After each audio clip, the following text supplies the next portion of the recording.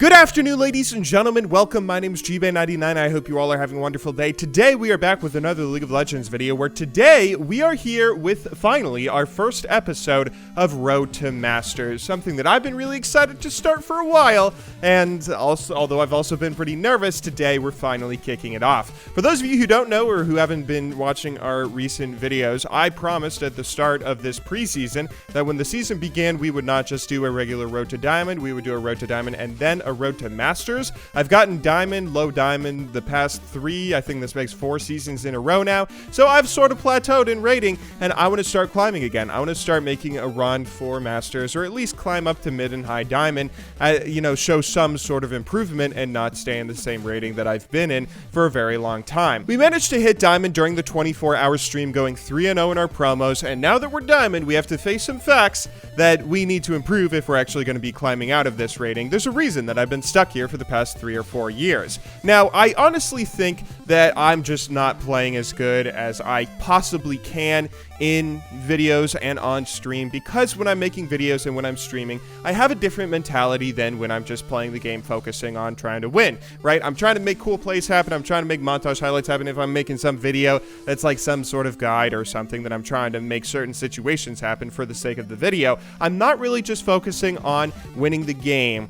However, the other day, I played 2 games that were probably the best games I've played in a really long time, and I honestly think this was a really good step for going and trying to get to higher rating, for finally trying to climb out of these low diamond ratings. And today I want to go ahead and take you guys through what exactly happened during them. You're watching the gameplay of the first game right now, where I laned top lane against a Jace who wasn't necessarily the best player. He didn't really abuse how overpowered Jace is right now, although he is low diamond. He's not going to be the best player in the world, but there were a couple of things that I did pretty well this game. I think you may notice that the gameplay isn't the highest. I'm not doing incredibly quick combos with Aurelia and playing absolutely perfectly, but I'm keeping my eye on the minimap. Right here, you see Gangplank coming top lane. I notice it, I back off, and I don't have any, I don't let him touch my health. That's something that, sometimes normal GBay might try and bait out a tower dive into a double kill by taking some damage or something. I just play it safe here. I don't take the Jace's damage from the shock blast. I wait for teammates, and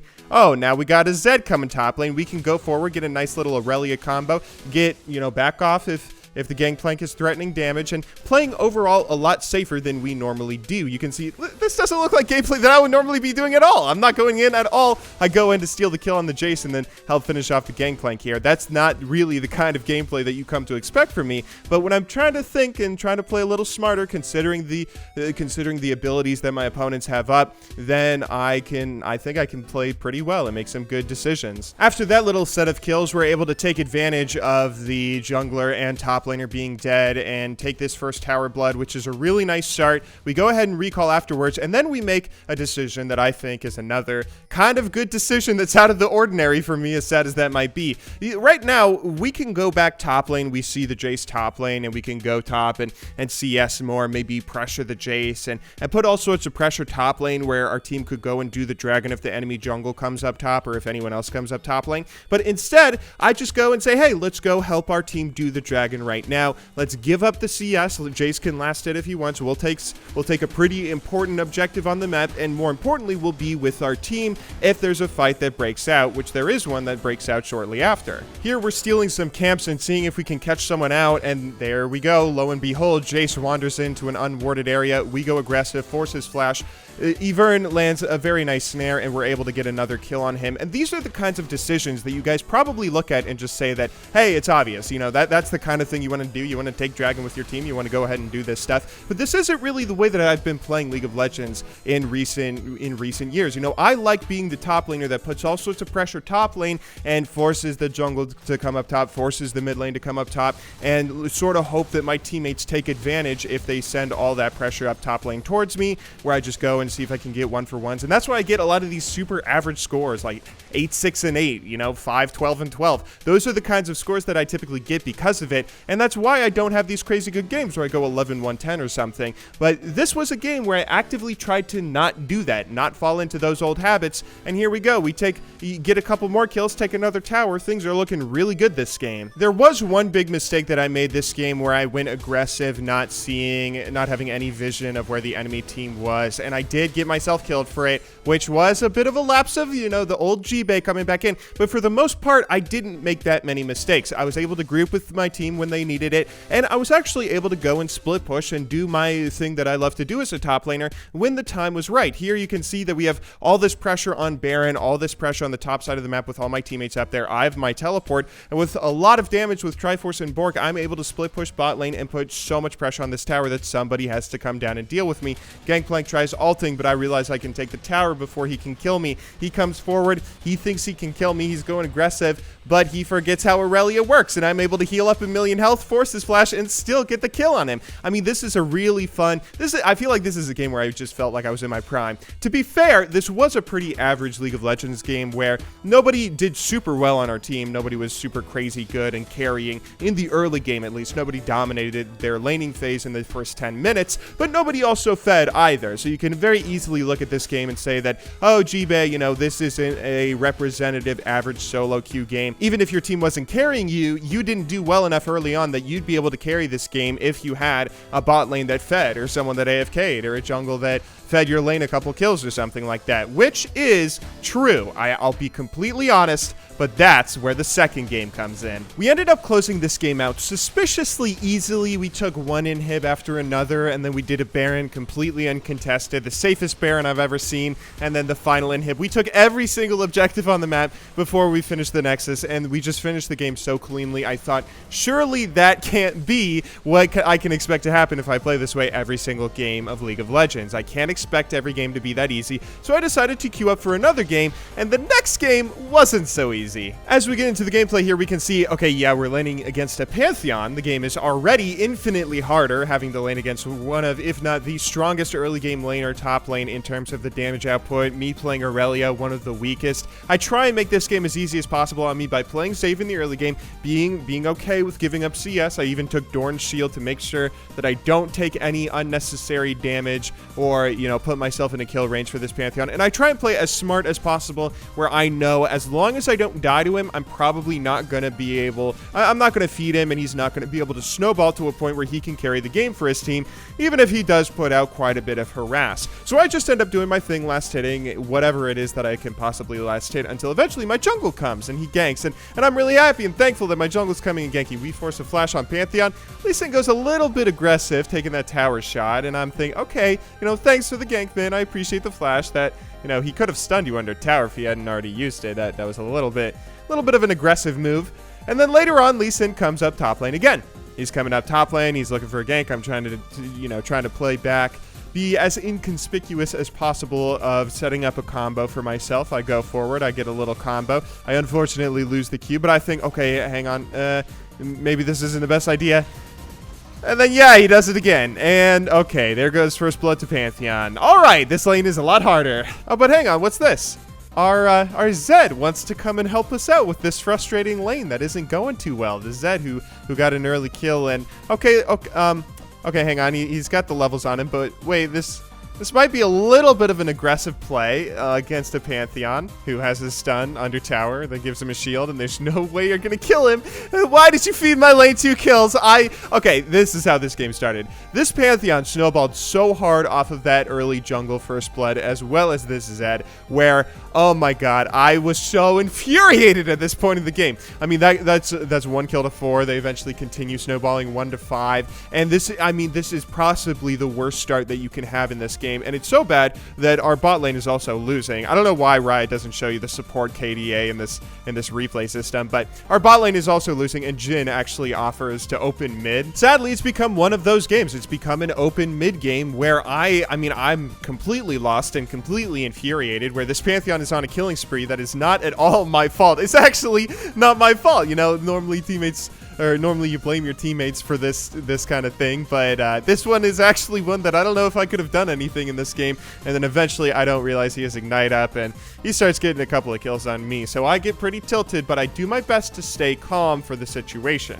This is solo queue, and the Pantheon is a champion. Pantheon is a champion that falls off late game. We can definitely still come back and win this, so I do my best to stay calm, even though this Pantheon is 6-0 right now.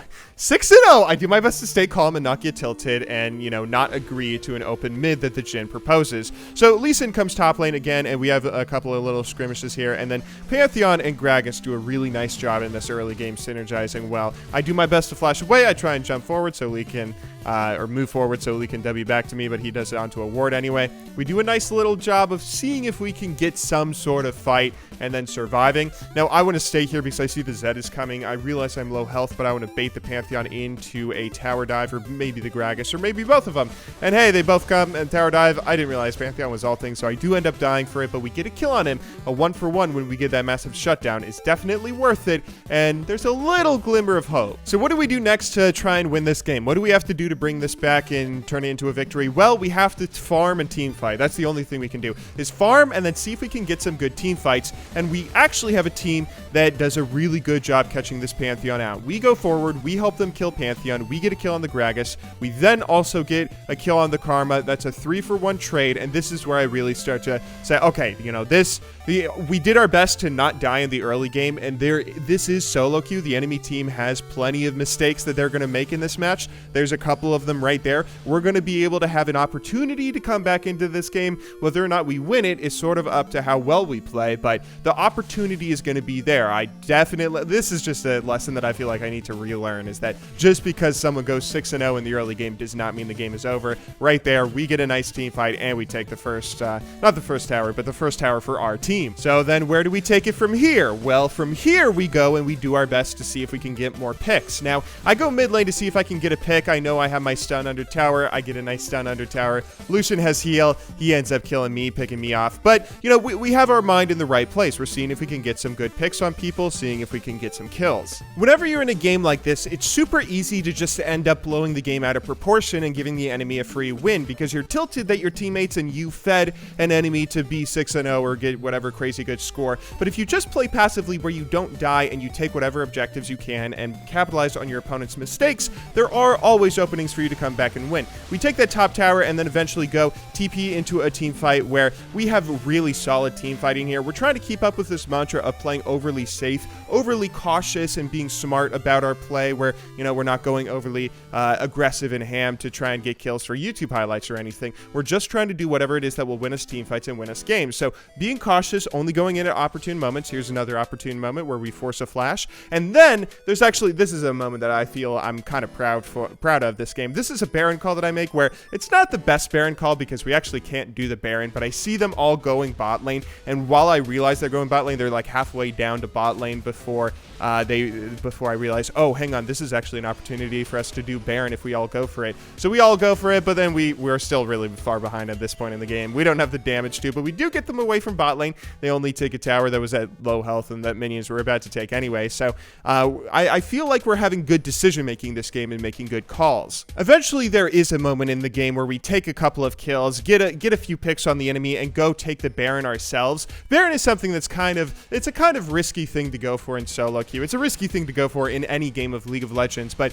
it's a smart call. I feel like I'm doing a pretty good job of recognizing when we have smart Baron calls that we can make, smart pushes for towers, smart pushes for objectives. Right here we have 3 of them dead in the Pantheon bot lane, so even though even though this is still Baron, it's a 50-50 when we have a Gragas on the enemy team who's going ready for a steal. I'm ready to get this down. I'm ready to go jump over the wall as I do right here, forcing the Gragas away, forcing the flash so he's not able to go for a Baron steal. And then once we take the Baron, this is where I realize that, okay, this is our game to lose at this point. We're only a kill down right now. Pantheon's going to ult in when he really shouldn't be. We're going to force a flash. We're going to get a kill on him. Even match. This is our game to lose. And we have successfully turned our 0-2-0 score into something that's pretty respectable and into a really easy win if we just play this right. And fortunately for us, that's exactly what we do. We're able to go ahead, take some smart picks, take some smart pushes, take some towers, objectives, and win the game here. This was a game where I really felt confident afterwards, as if I found something that I had completely forgotten for however long it's been. I mean, I really forgot how to carry games in League of Legends, and if you've watched me on stream recently, if you've watched me on stream this past week, ever since hitting Diamond in that 24-hour stream, you've seen I get really upset and tilted whenever we lose games or whenever we lose lanes early. I'm ready to forfeit. I'm ready to open mid. I'm excited at the thought of Riot doing that 15-minute forfeit change, and I really think that there's a lot of games where at the start I'm ready to give up because I don't think that there's any way for us to win without the team throwing hard enough, where if they throw hard enough, then I won't even feel happy with the win. I won't feel like we deserve it. But that's not how you climb in rating. That's not how you climb in rating. That's something I'm learning again, and I honestly think if I'm able to focus up and pay as much attention to the game and play as well as I have in these 2 games, if I can turn this into the norm, even if I'm recording for a YouTube video or even if I'm streaming, then I think we're going to be able to climb and at least take the first few steps on getting our way up to Masters. Hopefully this climb goes pretty well. Hopefully we're actually able to get out of low diamond, even if we don't end up getting Masters by the end of the year. We have a whole year to get it, but even if we don't end up getting it, we hopefully will come pretty close and make some real progress. Anyway, I hope you guys all enjoyed watching today's video. Please leave some feedback in the comments for if you like this style of video. I did this kind of video where I did post-game commentary over a replay specifically because I really like these 2 games and I thought they were a good example of the kind of play that I need to have if I want to start climbing again. And I did not record them. These were not played on stream or for a YouTube video, so I had to go back in the replays and do post-game commentary. But if you guys enjoyed this style of non-live commentary, then feel free to tell me in the comments down below, or just let me know what you want to see for Road to Masters. Anyway, though, I hope you guys all enjoyed watching today's video. I will, of course, see you all tomorrow, but until then, thank you very much for watching. Good luck in solo queue, and have a wonderful day.